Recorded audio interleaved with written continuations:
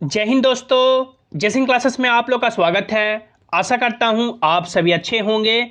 लंबे इंतजार के बाद ईस्टर्न रेलवे कोलकाता ने अपना पार्ट पैनल 3 आज के डेट में रिलीज कर दी है। अभी हम लोग ईस्टर्न रेलवे कोलकाता के ऑफिशियल वेबसाइट पे हैं। यदि आप लोग अभी वेबसाइट पे आइएगा तो कुछ आपको इस तरह का इंटरफेस दिखाई देगा, जिसमें third provisional part panel against RRC CN 01 2019 release कर दिया गया है। और यहाँ पे जितने भी कैंडिडेट का सिलेक्शन हुआ है उनको अपना पोस्ट और मेडिकल स्टैंडर्ड देखने के लिए लिंक भी प्रोवाइड करा दिया गया है। यदि आप लोग provisional part panel third download करेंगे और आप लोग यहाँ पे देखिएगा तो देख सकते हैं आपका यहाँ पे रोल नंबर दिया गया है। यहाँ पे जो पहले ऊपर आपका एक मान सकते हैं शॉर्ट नोटिस दिया जाता था कि कौन से कैटेगरी का पैनल है, कितना पैनल है, आगे क्या प्रोसेस होगा, वो नोटिस इस बार नहीं दिया गया है। मान सकते हैं काफ़ी रिसर्च करने के बाद मालूम चला कि ये जो पैनल है ये पैनल ओबीसी कैंडिडेट का है, जिसमें टोटल 1334 बच्चों का यहाँ पे मान सकते हैं रोल नंबर दिया गया है। इसमें सबसे बड़ा सवाल आप सभी कैंडिडेट नीचे कमेंट में बताएंगे कि यदि आप लोग ओबीसी कैंडिडेट हैं तो क्या आपका थर्ड पैनल में नाम आया या नहीं आया। दूसरा सवाल, यदि आप लोग का selection as a UR candidate हुआ था, आप ओबीसी कैंडिडेट हैं लेकिन सिलेक्शन आपका यूआर से हुआ था, यदि आपका डॉक्यूमेंट वेरिफिकेशन और मेडिकल सियालदा में हुआ था, और यदि आपका नाम पार्ट सेकंड पैनल में नहीं आया था, क्योंकि part second panel UR category का आया था, जिनका सिलेक्शन यानी मान सकते हैं ओबीसी से थे या जो भी कैटेगरी से थे लेकिन सिलेक्शन यूआर से हुआ था, और जिनका मेडिकल और डीवी सियालदा में हुआ था। और यदि आपका वहां पे नाम नहीं आया था पार्ट सेकंड पैनल में और यदि आप लोग ओबीसी से थे तो क्या आपका इस पार्ट थर्ड पैनल में नाम आया या नहीं आया। इससे मालूम चलेगा कि जो भी बच्चे का पॉइंट नंबर से छूट जाता है या मेडिकल लो रहने के कारण उनको यूआर से सीट नहीं मिला तो क्या अपने कैटेगरी में ओबीसी में लाकर यहाँ पे सीट दिया गया या नहीं दिया गया। ये सबसे बड़ा यहाँ पे सवाल क्लियर हो जाएगा। तो आप सभी कैंडिडेट नीचे कमेंट में जरूर बताएंगे कि जो ओबीसी के हैं जिनका डीवी सियालदा में हुआ था और यदि पार्ट सेकंड पैनल में नाम नहीं आया था तो क्या पार्ट थर्ड पैनल में नाम आया या नहीं आया। तो यहाँ से सभी कैंडिडेट अपने यहाँ पे रोल नंबर चेक कर सकते हैं कि कौन से कैंडिडेट का यहाँ पे आया या नहीं आया। यहाँ पे देख सकते हैं लिंक भी आपको प्रोवाइड करा दिया गया है, जिससे आप लोग चेक कर सकते हैं कि आप लोग को कौन सा पोस्ट मिला और आप लोग का मेडिकल स्टैंडर्ड क्या है। यदि आप लोग इस लिंक पे क्लिक कीजिएगा तो देख सकते हैं लिंक आपका खुलेगा, जिसमें आप लोग अपना registration number, date of birth डाल करके यहाँ पे चेक कर सकते हैं कि आपको कौन सा पोस्ट मिला और आपका मेडिकल स्टैंडर्ड क्या है। अब इसमें सबसे कुछ यानी अहम सवाल हो जाते हैं कि जब ये धीरे धीरे करके सभी बच्चों का यानी मान सकते हैं कहावत होता है हुकुर हुकुर, यानी ऐसे पैनल दे रहे हैं तो सभी बच्चों का पैनल ये कब तक देंगे। और अभी तक ये एक भी बच्चे का डिवीज़न अलॉट नहीं किए हैं, ना ही ज्वाइनिंग स्टार्ट कराए हैं, तो कब तक ये पूरा भर्ती प्रक्रिया ईस्टर्न रेलवे कोलकाता कंप्लीट करेगी। आप लोग एनटीपीसी का एग्जांपल ले सकते हैं, ना ही इन्होंने अभी तक लेवल 2 का ज्वाइनिंग कराया है, ना ही लेवल 3 का कराया है। तो आप लोग समझिए एनटीपीसी का यानी कितना समय बीत गया, लगभग 6 महीने से ज़्यादा हो गया, जो अदर बोर्ड ने ज्वाइन करा के मान सकते हैं सभी प्रोसेस कंप्लीट भी करा दिया है। और ईस्टर्न रेलवे कोलकाता पता नहीं क्या खिचड़ी पका रही है कि अभी एनटीपीसी को भी 6 महीने से लटकाई हुई है। तो क्या आरआरसी लेवल 1 का भी यही हाल हो जाएगा।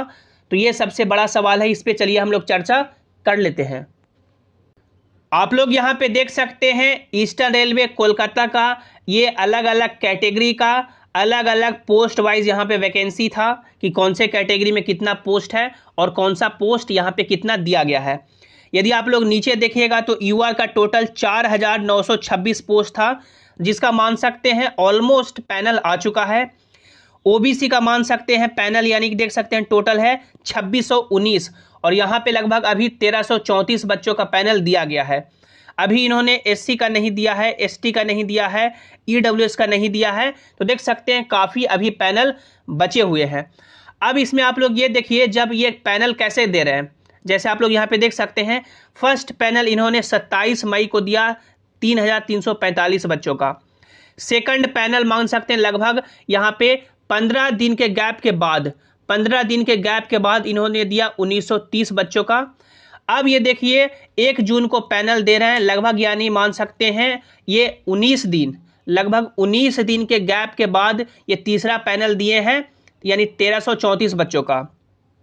अब चौथा पैनल मान सकते हैं, यदि मान सकते हैं 14 दिन या 15 दिन के गैप के भी बाद आता है तो 15 जून तक आ सकता है। फोर्थ पैनल ओबीसी के बच्चे का ही आएगा, जो मान सकते हैं बच्चे बचे हुए हैं, क्योंकि आप लोगों ने देखा कि ओबीसी का जो वैकेंसी है वो आपका 2619 है और अभी मात्र 1334 का ही आया है। तो लगभग जो रिमेनिंग 1400 आसपास कैंडिडेट ओबीसी बचे हुए हैं, इनका मान सकते हैं, क्योंकि इशू भी है ये कैटेगरी मिसमैच का या सब कैटेगरी मिसमैच का, इसका इनका इशू अभी सॉल्व हो रहा होगा। तो मान सकते हैं यदि 15 दिन भी समय लगेगा तो ये 15 जून तक चौथा पैनल देंगे। उसके बाद पांचवा पैनल मान सकते हैं जुलाई 1 में ईडब्ल्यूएस का आ सकता है। उसके बाद छठा पैनल मान सकते हैं 15 जुलाई के आसपास, यानी कि एससी का आ सकता है। सातवां पैनल एसटी का आ सकता है अगस्त के 1 में। आठवां पैनल मान सकते हैं जो रिमेनिंग कैंडिडेट सभी कैटेगरी का ओवरऑल बच जाएंगे वो, यानी कि अगस्त के लास्ट में आ सकता है, यानी कि अगस्त लास्ट तक ये पैनल ही देंगे।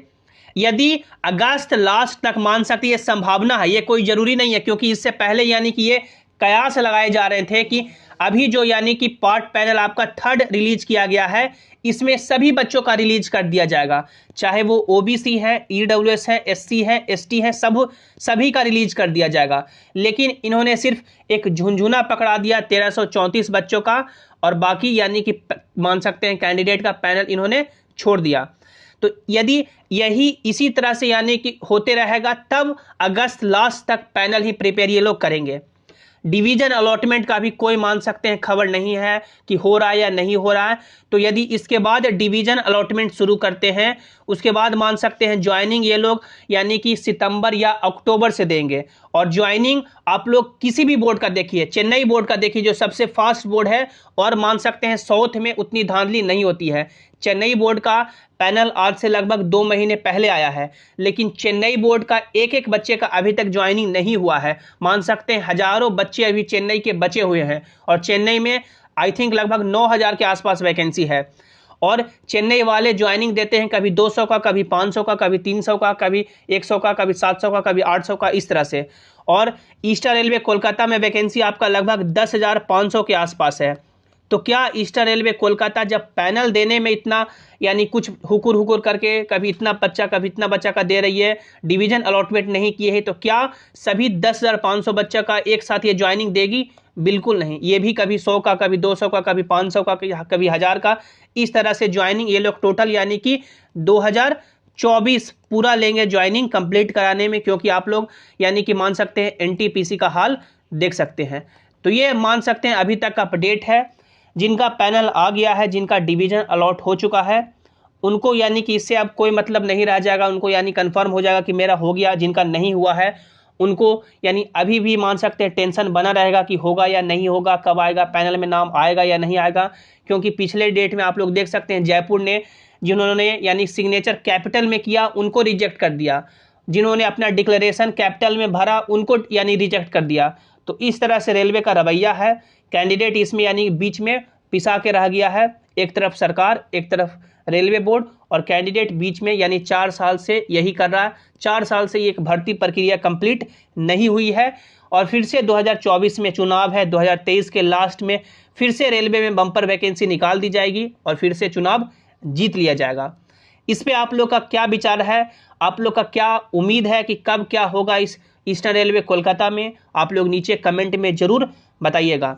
सभी इंपॉर्टेंट अपडेट के लिए आप लोग इस टेलीग्राम जेसिंग क्लासेस से भी जरूर ज्वाइन हो जाएं, ताकि जो भी अपडेट है, जो भी नोटिस है, यहाँ पर आपको मिल सके। आप लोग टेलीग्राम पे जेसिंग क्लासेस सर्च करके जुड़ सकते हैं, या टेलीग्राम का लिंक आपको नीचे डिस्क्रिप्शन में दे दिया गया है। तब तक आप लोग हंसते रहिए, मुस्कुराते रहिए, अपना और अपनों का ख्याल रखिए, दूसरे एग्जाम की तैयारी में जुड़े रहें। Thanks for watching, have an awesome day.